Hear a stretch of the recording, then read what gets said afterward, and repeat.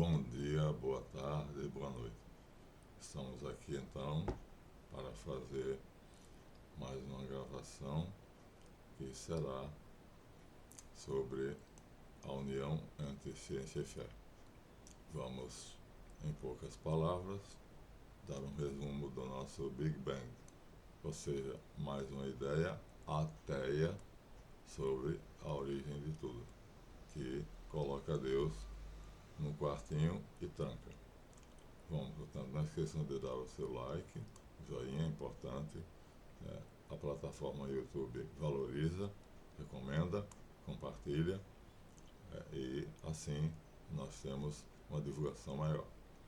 E não se esqueçam que nós temos 14 cursos, que é entre mim e você. Basta você escrever para mim, para o meu e-mail, marlanfe@gmail.com, dizendo que quer alquimia, cabala, yoga, oneirologia, história da arte ou mitologias e religiões comparadas. Vamos ao texto então. Fé e ciência, o Big Bang. Elaborada no início do século XX, portanto, século passado, estamos no XXI, a teoria do Big Bang descreve a origem do nosso universo a partir de uma grande explosão, não é explosão, tá? Que ocorreu há aproximadamente 14 bilhões de anos. O que diz essa teoria? A teoria do Big Bang é a explicação mais aceita, nem todos os cientistas estão de acordo, para a origem do nosso universo. De acordo com ela, todos os elementos conhecidos e os desconhecidos que estão presentes no espaço vieram de um único ponto, com altíssima temperatura e densidade infinita. Densidade infinita quer dizer que é algo que vem de Deus, porque só Deus é infinito, né? Não existe na matéria nada ser infinito. Aí a teoria já começa a usar uma palavra inadequada para a ciência, mas de qualquer maneira assim está.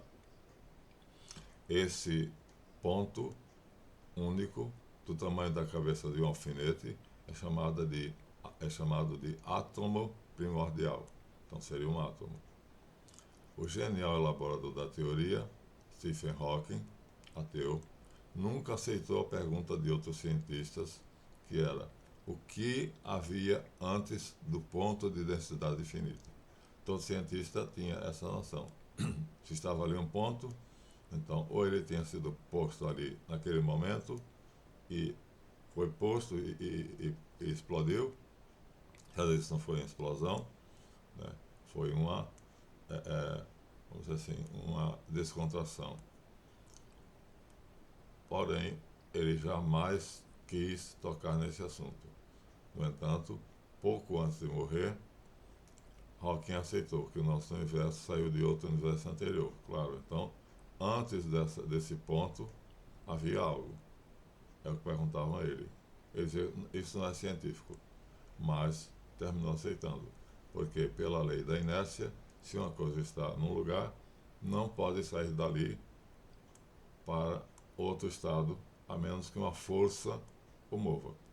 E se está ali, então por quem foi posto? Essas duas perguntas foram feitas ali por outros cientistas, que não desacreditavam na possibilidade da criação. Isso mesmo. Nosso universo veio de outro universo anterior. Então não é o primeiro universo a existir.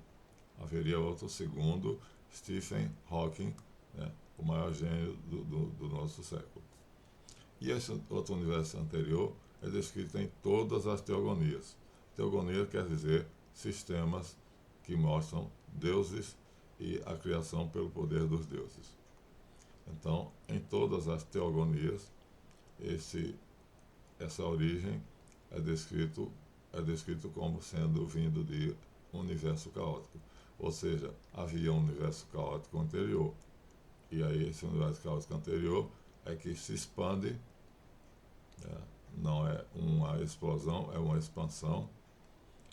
E seria desse caos que vem o nosso universo, que é ordenado. Universo, ou cosmos, já significa em si ordem. O romano Hesíodo, famosíssimo, na sua obra Teogonia, que é a origem dos deuses, diz: no princípio era o caos. Essa é a frase inicial. Então esse universo anterior seria caótico. Por que caótico? Porque tudo estava tão misturado que ninguém poderia distinguir uma coisa da outra. Então, as teogonias, todos os relatos religiosos partem de um sistema anterior, ou de um universo anterior, em que tudo estava misturado, confuso. Na Bíblia Sagrada, em Gênesis 1, temos uma descrição idêntica. Não vamos usar a Bíblia de Almeida, porque é uma tradução muito simples. Então, quando nós falarmos de Bíblia, não vamos usar essa aqui, né? É uma tradução simples. Vamos usar os originais. Então, vamos encostar ela e vamos usar os originais. O que eu vou citar será sempre tirado da original, ou essa que eu tenho, no seminário, que é hebraico, interlinear, ou então a de Meir Messilam Alamed, que é escrita por judeu sefaradita. Vamos usar essas duas, simplesmente. Em alguns momentos, acho que seria possível usar a Bíblia de Jerusalém, que é uma das mais modernas. Quando eu digo que as traduções não prestam, meu irmão Ariano Saltir diz: pegue uma boa tradução moderna, pois bem, a de Jerusalém é uma dessas. Então, a de Almeida é ultrapassada. Então, vamos ver. A Teogonia de Hesíodo já diz: no princípio era o caos. Na Bíblia Sagrada, em Gênesis 1, a descrição é parecida. A substância seca, que foi trazida por Eretz, terra, não tem nada a ver com terra. É substância seca. É vácuo e caos. Então, na Bíblia, no original, é Hashamayim, é o princípio da energia. E Eretz é o princípio da matéria. Nós traduzimos aqui por substância seca e substância úmida, porque Hashamayim tem a raiz Maim, que é água, portanto, umidade. E Eretz é a secura. Isso, então, vocês veem que nas Bíblias que vocês leem, não tem essa tradução. Por isso recorremos aos originais. Temos ainda a cosmogonia babilônica, que é apresentada por Michel Eliade no seu livro O Conhecimento Sagrado de Todas as Eras. Aqui, no lugar que está marcado, vocês já sabem disso, então está a cosmogonia babilônica. E o que diz ela? Ela diz o seguinte: quando no alto o céu não havia sido nomeado ainda, a terra abaixo não tinha sido chamada por seu nome, nada havia senão o abismo gerador de tudo e a água que tudo gerou.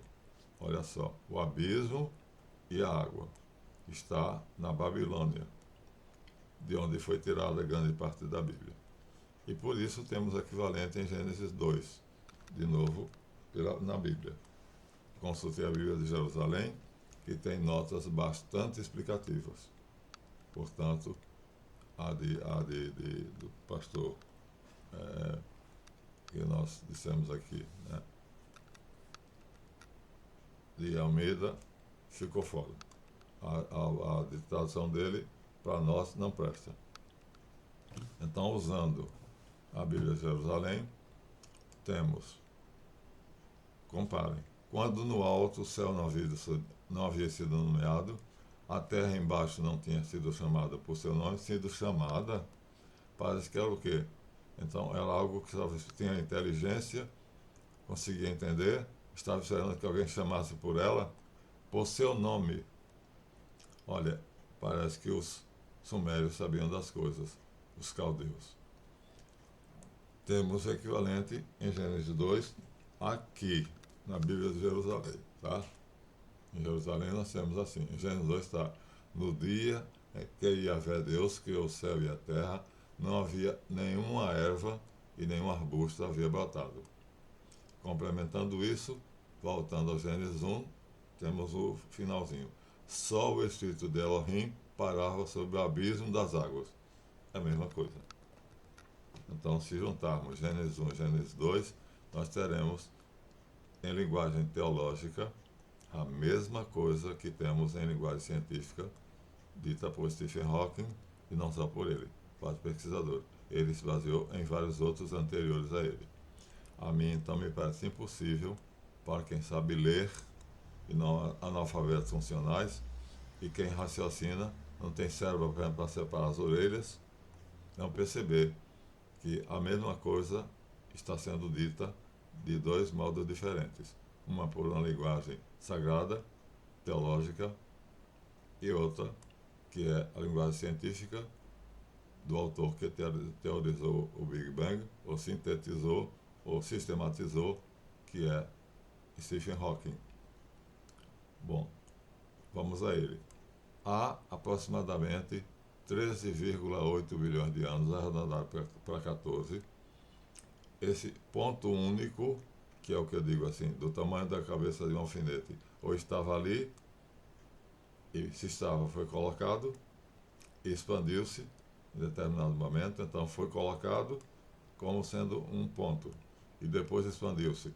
Ou seja, há uma dinâmica, há um movimento, e o movimento não existe se não houver uma programação para que ele exista. Tudo no universo, gente, é programado. Absolutamente tudo. Não somente o homem, não somente os seres vivos, como Jacques Monod diz na sua pesquisa, mas mais tarde, né, a doutora, uma equipe de 5 astrofísicos, né, Fritz Zwick, em 1926, 36, até Vera Rubin, em 1968, chegaram à noção científica de que esse ponto único era uma informação. Era uma informação, ou seja, tinha em si uma ordem de que começasse a inflar. Essa já é a noção científica de 5 equipes diferentes. A primeira chefiada pelo suíço Fritz Zwick, e a última chefiada pela americana Vera Rubin. Então aí agora é impossível. São 5 equipes científicas trabalhando independentemente uma da outra e com cobras, com grandes mentes, e vão chegar à noção religiosa de que esse ponto único começou a inflar. Começou a inflar por uma pequena fração de tempo, e é dito que explodiu. Logo na sequência, isto é, começou seu processo de expansão, que continua até hoje. Então, 5 equipes científicas dizem que esse ponto único, na verdade, continha uma informação, porque não somente nós, mas todo no universo contém uma informação. Então, ele estava ali, porque foi posto por alguém, uma inteligência, que deixou dentro dele a informação, né? Expanda-se. E no momento certo ele se expandiu. Isso é o que os ateus não querem aceitar. Mas a cadeia de ácido ribonucleico, DNA, todo idiota sabe que é pura informação. Então aí nós temos uma comprovação científica. Bem, segundos após o início da expansão, o universo já estava muito grande. Ou seja, ele se expande para o vácuo. A ordem dele é se expandir. E essa expansão ocupa algo que seria um espaço ou um hiperespaço, que nós chamamos de éter ou vácuo. Então já havia algo onde hoje há o universo, o vácuo, ou o éter. Então essa expansão era composta de elementos que tinham uma temperatura de 5,5 bilhões de graus Celsius. Olha, 5,5 bilhões de graus. 40 graus é febre. O equivalente a 10 bilhões de graus Fahrenheit. Voltamos, portanto, ao Gênesis 1. Mas na Bíblia de Jerusalém. E está escrito em Reshit. Reshit significa mente. Como o hebraico não tem a palavras abstratas, então ele colocou Resh, que é derivada de Rosh, que é cabeça, para significar mente. Portanto, seria na mente única, na mente primordial, seria essa a informação que a Bíblia dá para quem vai fundo. E os cientistas descobriram muito recentemente que o universo é uma mente. Ou seja, o funcionamento é igual ao do nosso cérebro. As galáxias iguais à das nossas células neuronais e a diferença é o tamanho. Mas o funcionamento é igual. As assembleias neuronais funcionam do mesmo modo que as galáxias. Elas têm sinapses, que são ligações, e as galáxias têm ligações eletromagnéticas. A diferença é o tamanho. Então, minha gente, cada vez a ciência se aproxima mais, né, da fé. Cientificamente estamos falando. Então, como nós dissemos, a tradução correta seria em Reshit, ou seja, na mente única, Elohim criou a essência da energia, a essência da matéria. Ora, a ciência considera isso, separar energia e matéria, como sendo impossível, pois matéria e energia são inseparáveis de acordo com a teoria da relatividade de Einstein. Mas isso é hoje. Por quê? Porque nós temos aqui um cientista que ao mesmo tempo é teólogo, que é chamado Paul Yong-Cho, que diz que na quarta dimensão isso é possível. Então, nós estamos na terceira dimensão. Esse cientista é teólogo e ele disse que na quarta dimensão isso é correto. Logo, a ciência, quando o cientista não é preconceituoso, ele diz na quarta dimensão é cientificamente correto. Considerar a essência da energia separada da essência da matéria. Mas o texto de Stephen Hawking diz: um conjunto de partículas chamada de plasma. Plasma é o líquido que forma nosso sangue, que eram feitos por quarks e gluons, que foi apelidado de sopa primordial. Sopa primordial quer dizer que Deus deveria gostar de sopa, feita de micropartículas atômicas ou subatômicas. Ou quarks e gluons formando um plasma, né? Um líquido meio denso. Essa nossa exposição foi vislumbrada por um sacerdote jesuíta, amigo íntimo de Saint-Exupéry, autor do Pequeno Príncipe. Um homem notável, porque aquele livro é uma metáfora que, quando decodificada, vai nos dizer muita coisa sobre o homem. Então, aqui nós temos o sacerdote jesuíta, Padre Teilhard Chardin. Eu tenho aqui 3 exemplares de uma coleção que eu tinha antes, obras completas. O Padre Teilhard Chardin propôs o que eu estou colocando aqui. Ou seja, há uma possibilidade muito fácil, muito execuível, de conciliar ciência e fé. É só você transferir o discurso científico para o discurso teológico. Mas o Papa proibiu Teilhard Chardin de contar suas pesquisas, que aproximavam ciência e fé. Sem dúvida ele ia fazer algo bem melhor, porque ele era arqueólogo, ele era teólogo, ele era um cientista. Mas fico aqui imitando de uma maneira muito pobre o que deveria ser. O Papa arquivou, mandou colocar no arquivo e está escondido lá. Até hoje ninguém sabe o que Teilhard Chardin teria apresentado e o Papa vetou. Mas, de qualquer maneira, devemos saber que, minha gente, agora pasmem, o Big Bang se originou das pesquisas de um outro sacerdote cristão. Foi um físico belga chamado Georges Lemaitre, um outro sacerdote. Então, um sacerdote de Chardin fez o que eu estou fazendo aqui, mas de uma maneira superna, muitíssimo mais bem feita, pois ele é cientista e teólogo. Né? Como também o cientista teólogo Paul Yong-Cho diz que é possível tudo aquilo que eu estou falando aqui. Mas o Papa vetou, mandou engavetar. De qualquer maneira, então são 2 sacerdotes que chegam à mesma coisa que aqui estou mostrando a vocês. Um fez a obra completa e o Papa botou dentro de uma gaveta, fechou e virou a chave. O outro não. O outro disse algo tão fantástico e tão científico que os cientistas tiveram que aceitar. Esse sacerdote se chama Georges Lemaitre. Viveu de 1894 a 1966. Bastante. Em um artigo publicado no ano de 1927. Tem pouco tempo. Estamos em 2024, 1980, 1990, 2000, tem pouco tempo.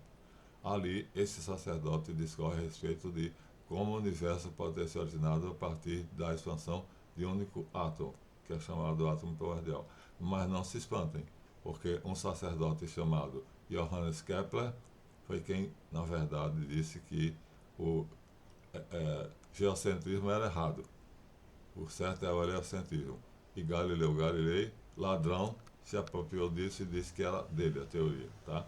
Mas mais tarde descobriu-se que Galileu tinha roubado a teoria do sacerdote Johannes Kepler, chefe do observatório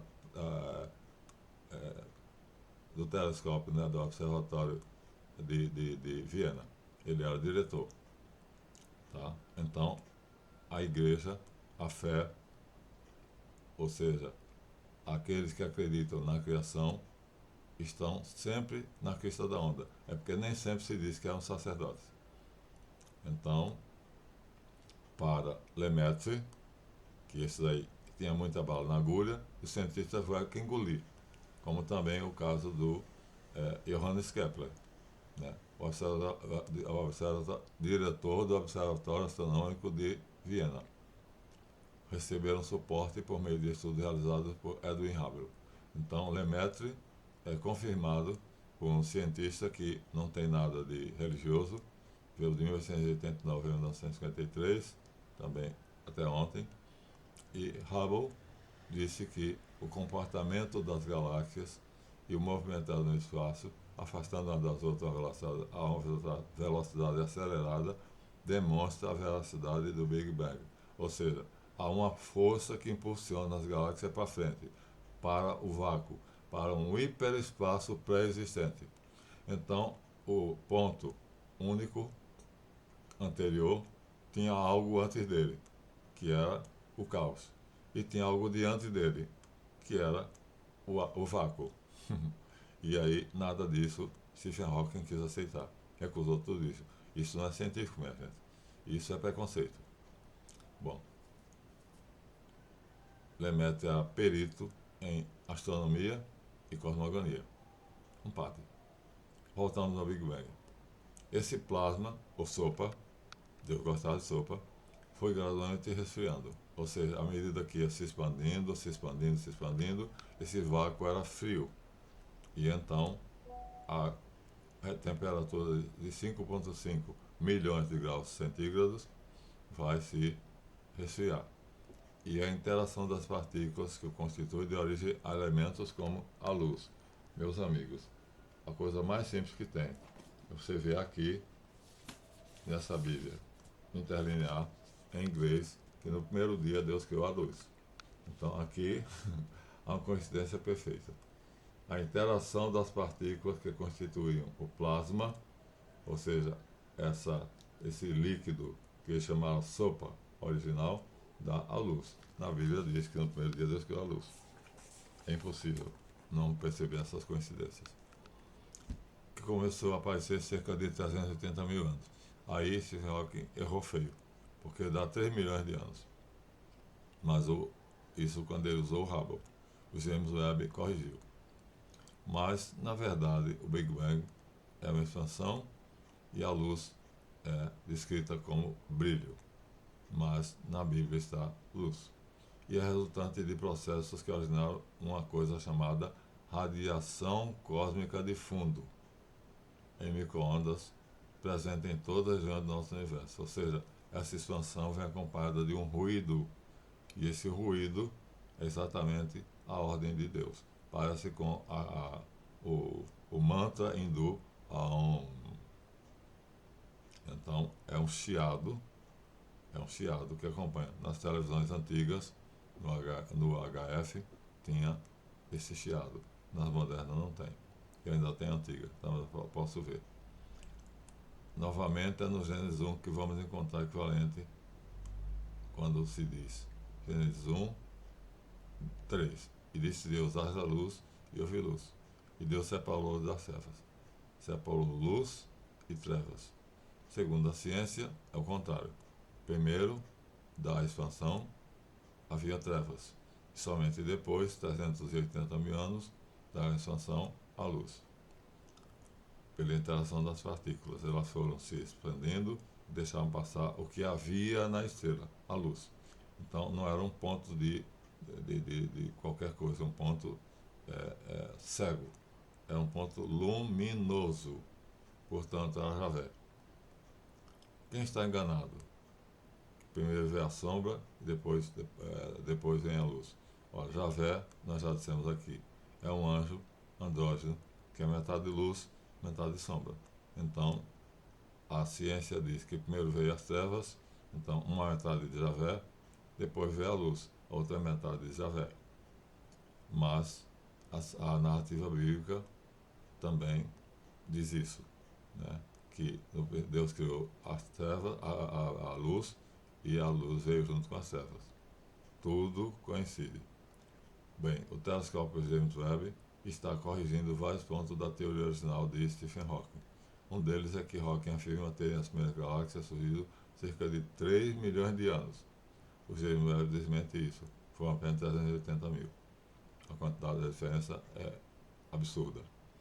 O contínuo resfriamento dos materiais presentes no espaço deu origem a tudo, que na Bíblia são obras dos 6 dias. Dia 2, dia 3, dia 4, dia 5, dia 6.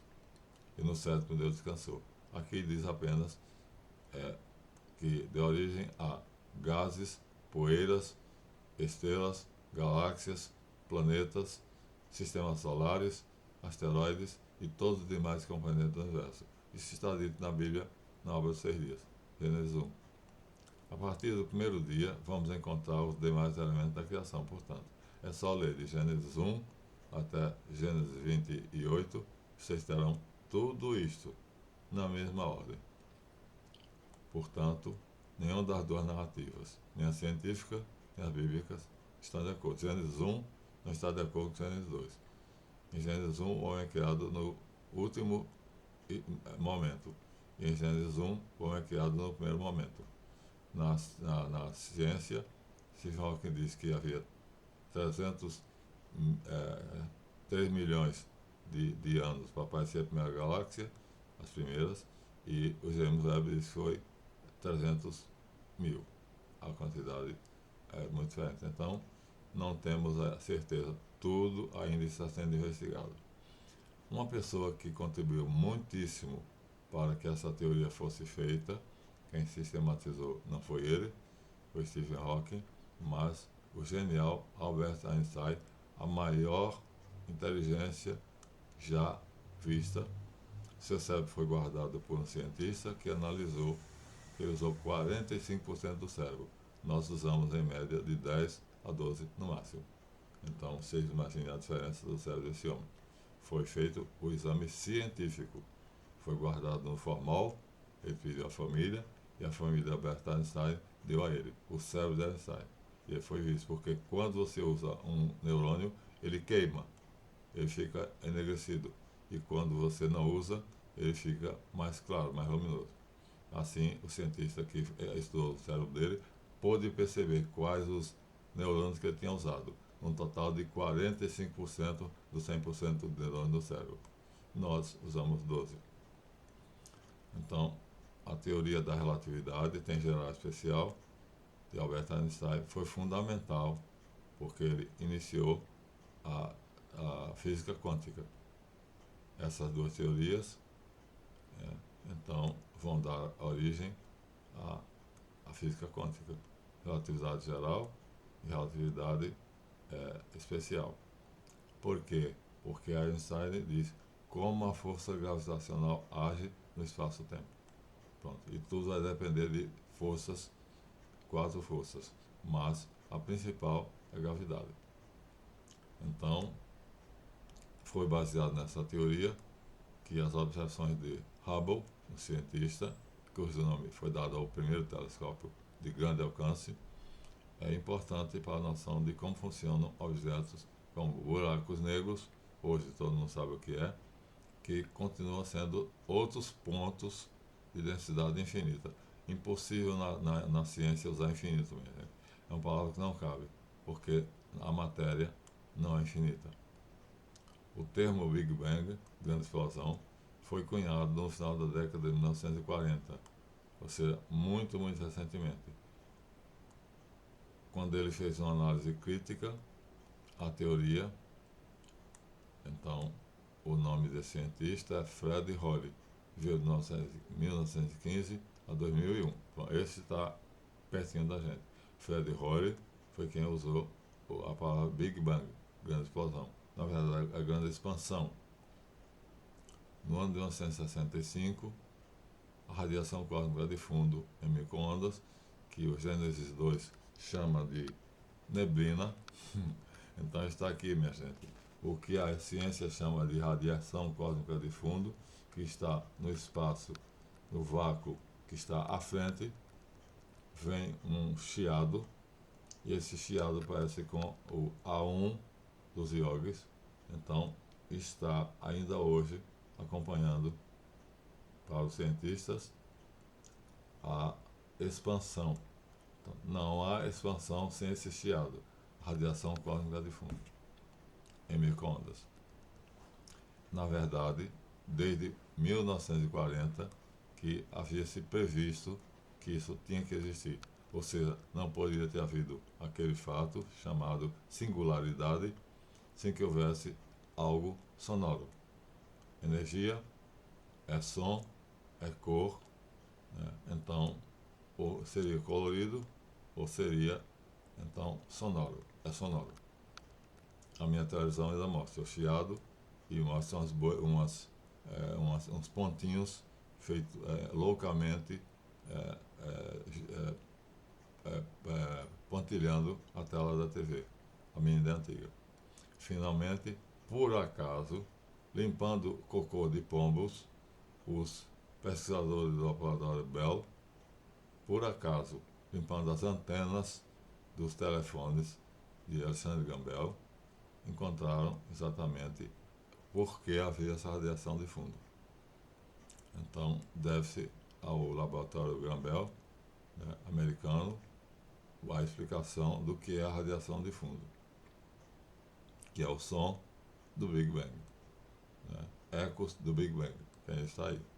Atualmente, diversas pesquisas e missões são desenvolvidas por laboratórios internacionais ou agências espaciais americanas como a NASA, ou russas, ou de outros países adiantados.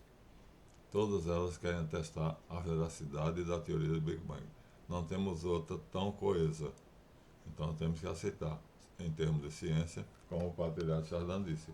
Agora, é só transformar a linguagem da ciência em linguagem teológica e nós vamos encontrar uma semelhança muito grande, como estou tentando mostrar aqui. Não sei se a minha tentativa vai dar certo. E assim, o Big Bang, ainda até agora, não há nenhuma outra substituta a ela que explique a origem do universo. É, portanto, a mais aceita, mas não é a única. Então, minha gente, Gênesis 1 e Gênesis 2 tem dentro de si, em linguagem teológica, portanto, em linguagem cifrada, em título de criptografia, a mesma coisa que a ciência diz. A radiação de fundo está em Gênesis 2 como sendo uma neblina que se espalhava por tudo. Agora, a última pergunta. Há evidências que atestam o Big Bang? Sim, muitas. Há algumas evidências que são capazes de atestar a veracidade da teoria do Big Bang. A principal delas diz respeito à comprovação da radiação, ou seja, o ruído, o chiado, que a minha televisão faz, e as partículas que aparecem na tela. Essas partículas ainda são partículas subatômicas. Os quarks, os gluons, os pions. Então, a Bíblia não chega a esse detalhe, mas apenas que Deus criou tudo. E a interação de partículas, que começa logo com a explosão e continua até hoje. Então, a voz de Deus ordenando que fiat, faça-se, é exatamente ouvida por nós como sendo um chiado, mas é um som. E o afastamento das galáxias em relação à Terra. Ou seja, a Terra está aqui, como sendo um globo, e o que nós vemos através dos grandes telescópios, o Hubble já mostrava, o Webb então mostra com muita nitidez, é que cada vez mais as galáxias se afastam da Terra a uma velocidade muito grande. Isso é chamado a lei de Hubble. Esse afastamento das galáxias é chamado de lei de Hubble. A mais próxima da nossa galáxia de Andrômeda é a mais estudada, é a mais próxima. E sem terem medo, tá? Daqui a 4 bilhões de anos, a Terra está em rota de colisão. A nossa galáxia, a Via Láctea, está em rota de colisão com a galáxia de Andrômeda. É uma beleza. Eu vi a animação feita por uma das grandes companhias americanas e é uma coisa bonita de se ver. Mas quem estiver vivo daqui a 4 bilhões de anos não vai gostar. Então, a lei de Hubble, formulada por Edwin Hubble, é utilizada como meio de comprovar a contínua expansão do universo, corroborando assim esses fatos que acabei de explicar, que o Big Bang de fato existiu. Não necessariamente como Stephen Hawking disse, mas, de fato, a maioria das coisas que ele disse é comprovável cientificamente. Agora, o que fica, e vamos terminar, é que a proibição do Papa em relação à teoria de Teilhard-Chardin impediu, há muito tempo atrás, há mais de 40 anos, que Teilhard-Chardin mostrasse ao mundo científico, ele era cientista, era arqueólogo e teólogo, o encontro entre fé e ciência, que eu tentei mostrar aqui. Então aqui nós temos um livro que é escrito por Raymond Doherty, que é um admirador de Teilhard, né? Polêmica sobre Teilhard-Chardin. Ou seja, se o Papa desencavar, se desengavetar a teoria de Teilhard, o que é que nós teremos? Até hoje não sabemos, jamais saberemos, porque o Vaticano adora segredos. Assim, minha gente, nós terminamos, né, aos 37 minutos, né, tentando não ter sido chatos nem tediosos. Lembrando mais uma vez, se ainda não colocaram o seu like, então taquem o dedo, botem o gostei, o joinha. E não se esqueçam, nós temos 14 cursos e vocês podem participar desses cursos, onde esses assuntos serão detalhadamente explanados em videoaulas assim, de mim para vocês. Eu do lado de cá e você do lado de lá. Né? Então teremos na segunda-feira, não nesta, mas na segunda-feira do mês de dezembro, teremos uma live pública. Então prepare-se para ela. Então, nossa ideia, nosso planejamento supõe que não no dia 4, mas no dia 4 estamos no dia 6. Então, estamos no sábado, dia 6, 7, 8. Então, na outra segunda-feira, na segunda-feira de dezembro, teremos uma live pública. E aí vocês poderão perguntar o que quiser. Podem ir se preparando para as perguntas. A live será pública, nossos alunos e os visualizadores ocasionais poderão perguntar o que quiserem. Não haverá preferências, porque os nossos visualizadores têm aulas particulares comigo. Então, quase aos 40 minutos, encerramos dando, assim, o que eu pude fazer para mostrar que a ciência e a fé estão muito próximas. É só você não ter preconceito. Ademã, que eu vou em frente.